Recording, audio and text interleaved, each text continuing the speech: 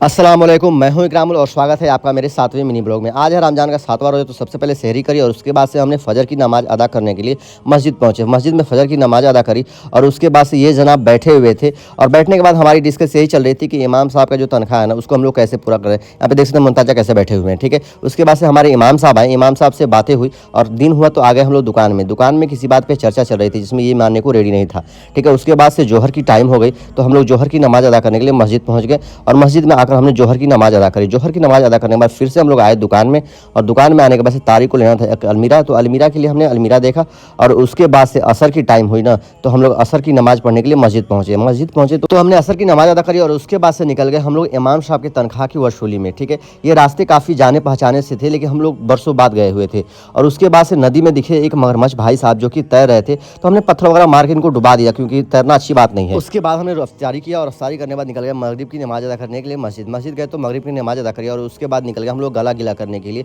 गला गिरने के लिए हमने लिया एक कैंपा और कैंपा पीती है कन्फर्म जन्नती, कन्फर्म जन्नती है कन्फर्म। ये मेरा मिनी ब्लॉग अच्छा है तो वीडियो को लाइक कीजिए, चैनल को सब्सक्राइब कीजिए, अपने दोस्तों को शेयर कीजिए। मिलते हैं अगले वीडियो ब्लॉग में। अल्लाह हाफिज़।